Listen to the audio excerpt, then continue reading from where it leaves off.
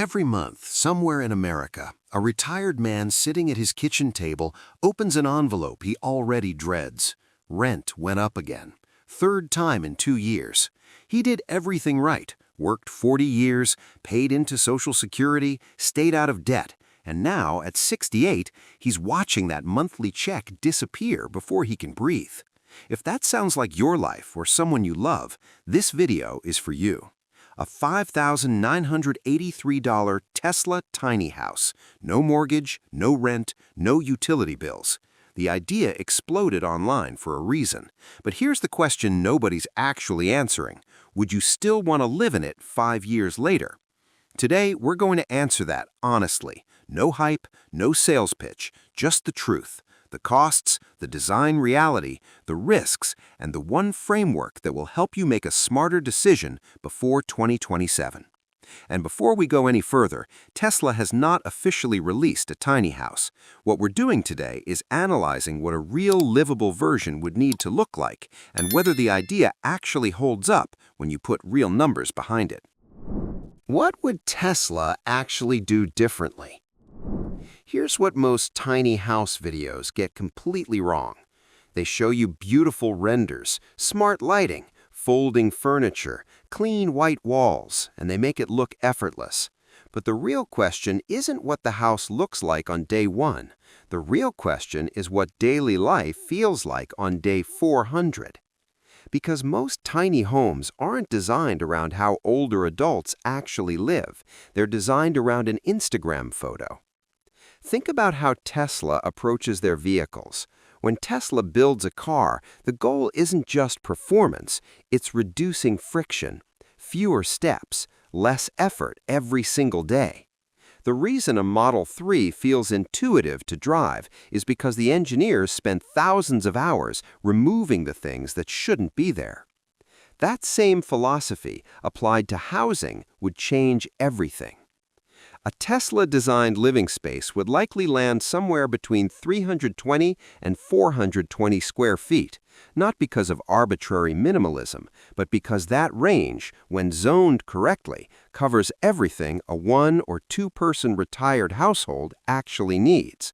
A clear living area, a functional kitchen, a real bedroom, not a loft you have to climb into, and a bathroom with enough room to move safely. The interior layout would prioritize a single, simple movement path.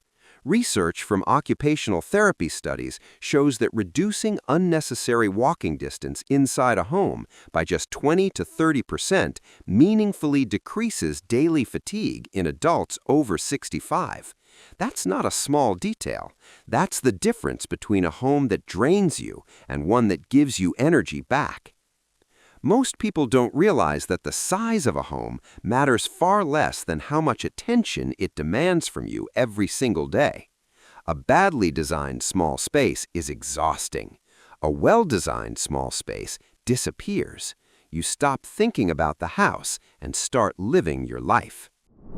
The small design choices that decide everything after month 6. Let's talk about something the marketing never shows you. What happens 6 months in? The first month in any new living situation feels fresh. You're still learning the space. Everything is novel. You're proud of how minimal you've gone. But around month 3, the novelty wears off, and that's when a home either works or starts quietly fighting you.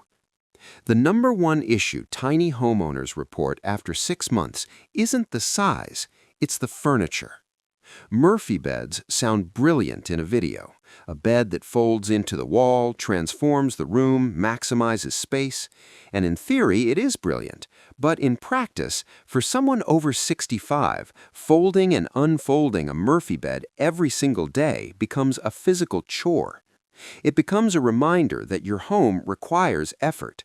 And that friction, small as it sounds, compounds over weeks and months into something that genuinely affects your quality of life. Here's what that means for anyone seriously considering a tiny home. The furniture system matters as much as the square footage. A well-designed tiny home for retirees would integrate a ground-level sleeping platform, fixed, not folding, with smart storage built around it rather than beneath it. The bed stays, the room adapts around it. Lighting is the second silent factor. Most tiny home designs rely heavily on glass panels and large windows to create a sense of openness, and it works visually, but glass panels, depending on placement and orientation, can reduce usable natural light by 50 to 60% during certain hours, particularly morning and late afternoon. For older adults with reduced visual acuity, inconsistent lighting isn't just uncomfortable, it increases fall risk.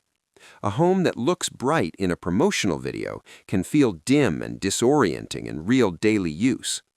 Material choice matters too, and not for aesthetic reasons. Composite flooring, high-density polymer over a rigid substrate, handles moisture exposure far better than traditional hardwood in compact spaces. It resists warping from humidity cycling. It requires almost no maintenance beyond a weekly wipe-down. In a tiny home where a single leaking pipe or a week of coastal humidity can damage a larger percentage of the total floor area than in a conventional house, material decisions have disproportionate consequences. The homes that work long-term are the ones where daily life stops feeling like a puzzle. Everything has one place, one purpose. Nothing fights you. The hidden costs that show up 3 months after move-in. Let's be very direct about money, because this is where most people get hurt. The price you see in the headline, $5,983 or $14,993 for the full off-grid package, that is not your cost of living in a tiny home. That is your entry fee.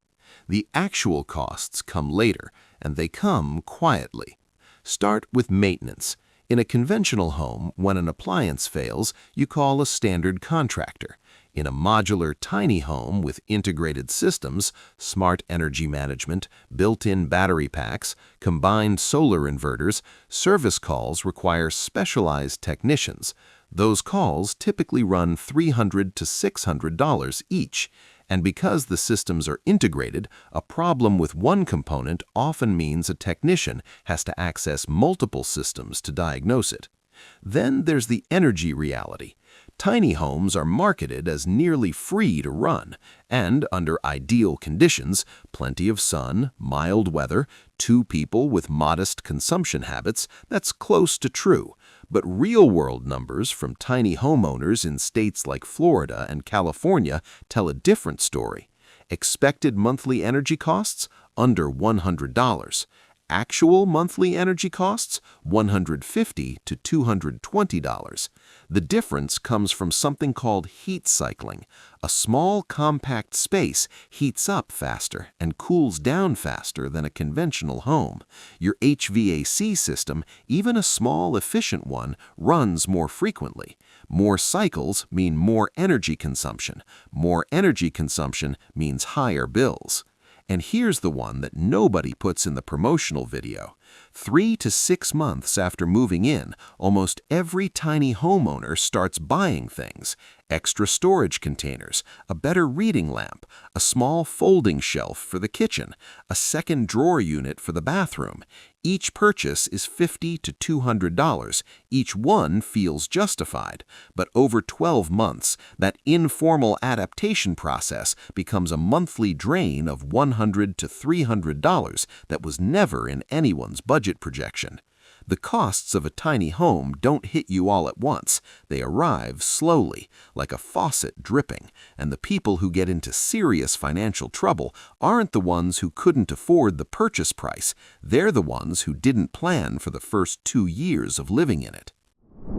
Why so many tiny homes quietly fail after 2 years?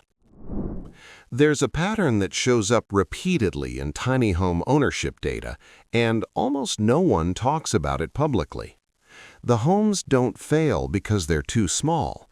They fail because changing them becomes too expensive. Take the boxable casita as a real-world example. It's a well-engineered product, approximately 360 square feet, steel frame, solid construction. Many retirees have bought them. But 2 years in, a significant portion of owners find themselves needing to make modifications. Maybe the original layout doesn't work as well for someone whose mobility has changed.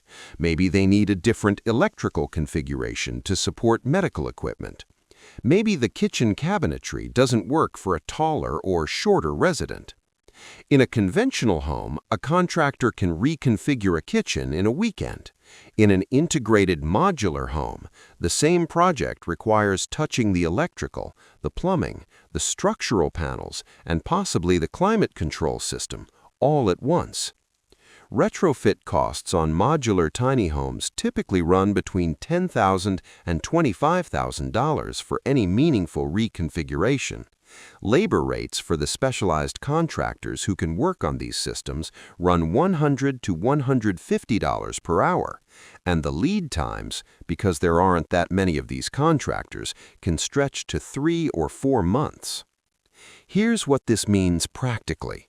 A tiny home that works perfectly at 67 may not work at 74, and adapting it, if it wasn't designed for adaptation, costs more than most people budgeted for the original purchase.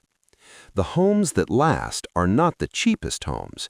They are the homes that were designed to change with the people living in them. What Tesla would actually do differently from everyone else. This is the part that genuinely interests me, because if Tesla does enter the housing space, and the leaked documents, the patent filings, the Giga Nevada reports all point in that direction, they would not build just a tiny house. They would build a housing system. Think about how Tesla's product ecosystem actually works. You don't buy a Model 3 and then figure out charging separately. The charging infrastructure, the software, the service network, it's all integrated from day one. The product works as a system, not as a standalone unit. Applied to housing, that approach changes the economics entirely. Tesla's likely architecture, based on the engineering principles visible in their other products, points towards stackable modular units, individual 240 to 280 square foot modules that connect to each other using a standardized coupling system. Start with one unit. If your needs change, a family member visits, your health situation shifts, you want a dedicated workspace, you add a second module. The energy system scales, the plumbing scales, the climate control scales. 2 connected units would give you 480 to 560 square feet. 4 units in a 2-story configuration would give you nearly 1,000 square feet at a fraction of traditional construction cost. The energy architecture would likely mirror Tesla's Powerwall 3 system, a 6-kilowatt solar array integrated into the roof panels, not bolted on as an afterthought, but engineered as part of the structural skin, feeding a 13.5 kilowatt-hour battery storage system. Under good solar conditions, such a system generates approximately 180% of the energy a single-occupant home needs daily. Surplus energy can charge an electric vehicle, feed back into a community grid, or bank against consecutive cloudy days. The financial result for a retiree on Social Security, utility costs dropping from $300 to $400 per month down to $15 to $40. Over 20 years, that difference is between $72,000 and $96,000 in savings. That is not a minor convenience. That is the difference between financial stability and financial stress in the last decade of a person's life. The real Tesla innovation would not be a tiny house. It would be the first housing product that gets cheaper to operate every year, rather than more expensive. The reality behind the rumor. Here's where we have to be completely honest with you, because this channel exists to protect your decisions, not to sell you someone else's narrative. As of today, Tesla has not announced a consumer housing product. There is no official order page on Tesla.com. There is no confirmed launch date. There is no verified pricing sheet. What exists is this. Tesla holds patents related to modular construction and integrated energy systems. Tesla has an existing contract with Boxable for a micro-amenity building at Giga Texas, but that is a commercial infrastructure unit, not a consumer home. And Elon Musk has made public statements about the future of affordable housing, but statements are not product announcements. What happened online is a story that moved faster than the facts. Someone connected 3 real data points and drew a line between them, and that line became a headline, and that headline became a certainty in YouTube thumbnails. That is not how you make a $25,000 decision. The honest framework is this: the technology for everything described in the Tesla tiny house concept is real. The power wall is real. The solar roof is real. The modular construction principles are real. The question is not whether this could exist. The question is when it will exist, at what price, under what ownership terms, and in what states it would actually be legal to place. Anyone asking you to pre-order, to sign a wait list, or to send money toward a Tesla tiny house right now, today, is not offering you an opportunity. They are taking advantage of the gap between the story and the facts. The real risk of waiting. Now let's talk about something that doesn't get nearly enough attention: the cost of waiting. If you're renting in California right now, you're paying approximately $2,200 to $2,800 a month for a one-bedroom apartment. Utility costs on top of that, $400 to $600. That's $2,600 to $3,400 per month, every month, for housing you don't own and can be removed from at the next lease renewal. Electricity prices in the United States have increased at an average annual rate of 4.3% over the last decade. They are not going down. Waiting for a Tesla product that hasn't been announced is a decision. It just doesn't feel like one. Every month you wait is a month you've spent $2,600 in housing costs that build no equity and create no stability. The retirees who are in the best financial position right now are not the ones who found the newest product. They are the ones who stabilized their biggest monthly cost, housing, 3 to 5 years ago, using the best available option at the time, and then stopped having to think about it. Here's the question that matters more than any product announcement. If Tesla never releases a tiny home, does your current housing situation still work when you're 75, when you're 80? Smart households don't wait for the perfect product. They reduce their largest monthly cost with the best option currently available. They improve their energy independence. They remove the variable expenses that create financial risk. And when a better option becomes available, they're in a stable enough position to evaluate it clearly, without desperation. Let me give you the framework that comes out of everything we've covered today. A Tesla-style tiny home would succeed for retirees if, and only if, it combines 3 things: a design built around adaptability, not just aesthetics; an energy system that delivers genuinely predictable monthly costs; and ownership terms that give you real control, not the illusion of it. But here's the truth that is more important than any product. The goal has never been to own the newest technology.